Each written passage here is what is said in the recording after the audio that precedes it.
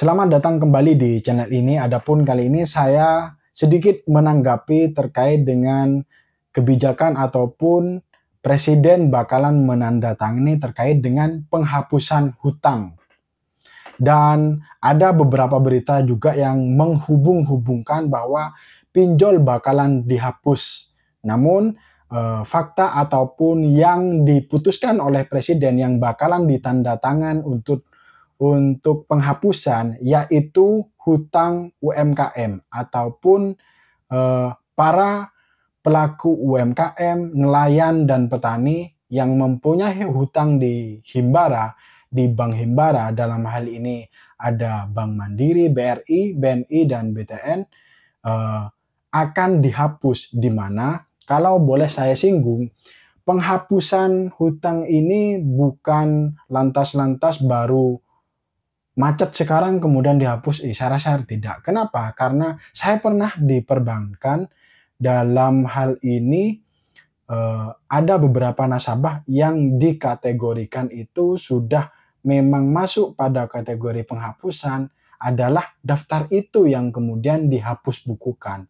Artinya ujuk-ujuk bukan baru galbay ataupun baru tersendat bulan-bulan ini atau mungkin tahun-tahun ini.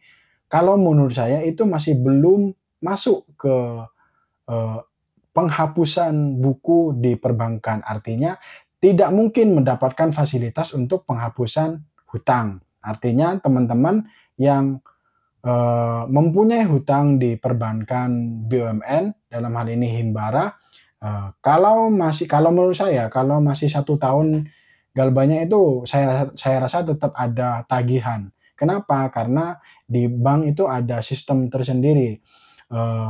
Perjalanan nasabah ini macet berapa tahun, kemudian sudah masuk di daftar penghapus bukuan, kemudian nanti yang menghapus ataupun yang membayar itu adalah pemerintah itu sendiri untuk penghapusan buku, sehingga nama nasabah tersebut yang dihapus bukukan dari yang ikut program ini nantinya bisa bersih kembali. Kemudian harapannya dari Menteri UMKM kemarin yang saya dengar, sehingga bisa dapat meminjam kembali kalau memang butuh, dan harapannya setelah bisa meminjam kembali kemudian apa yang menjadi usahanya itu bisa berkembang lagi dengan bantuan. Tentunya catatannya adalah dalam hal ini adalah rata-rata pinjaman KUR. Menurut saya prediksi saya seperti itu, meskipun sekarang masih dihubungkan dengan Bank Himbara, koordinasi dan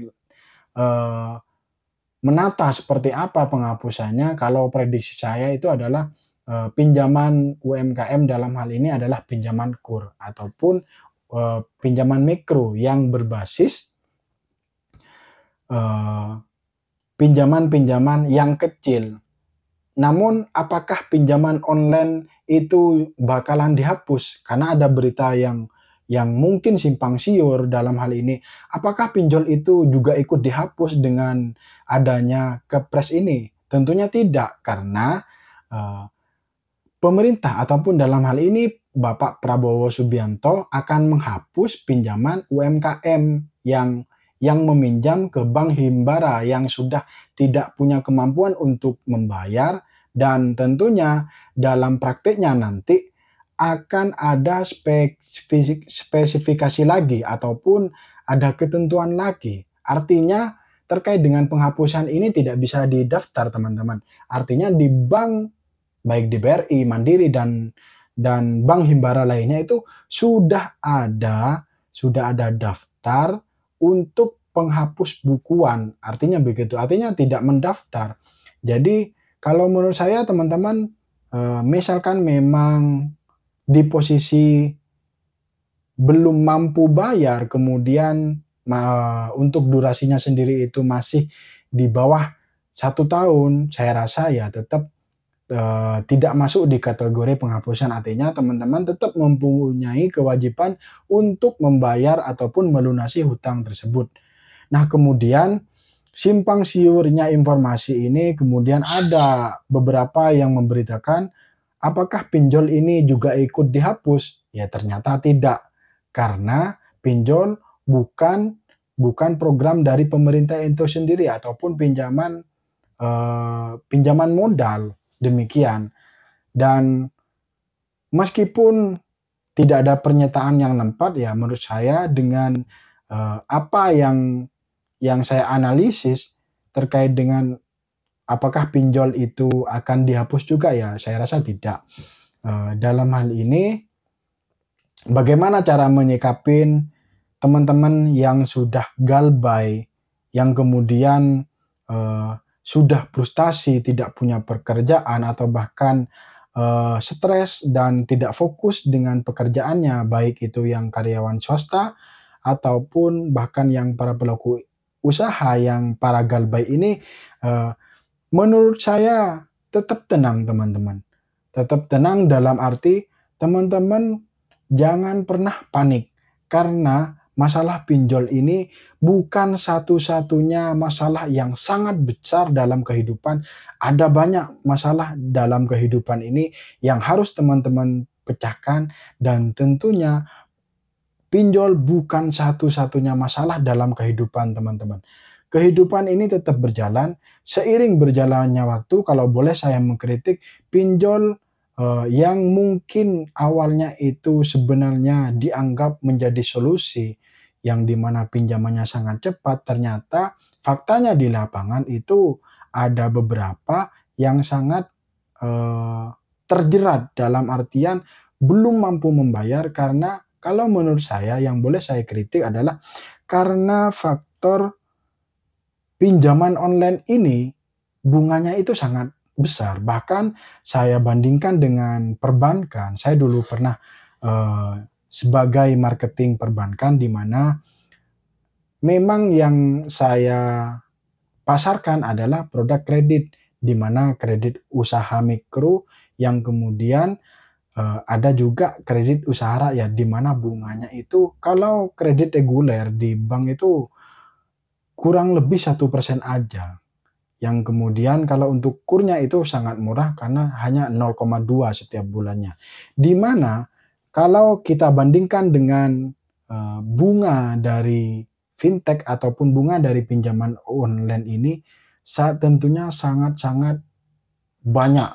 Meskipun pinjamannya itu tidak banyak-banyak banget. Kadang kan kalau untuk limit pertama pinjaman berapa sih rata-rata teman-teman terjerat di pinjaman online itu, kan rata-rata mungkin jutaan aja. Mungkin saya bisa prediksi ataupun saya bisa justice itu adalah kurang lebih di bawahnya 10 juta, bahkan 500, 1 juta, 2 juta bahkan.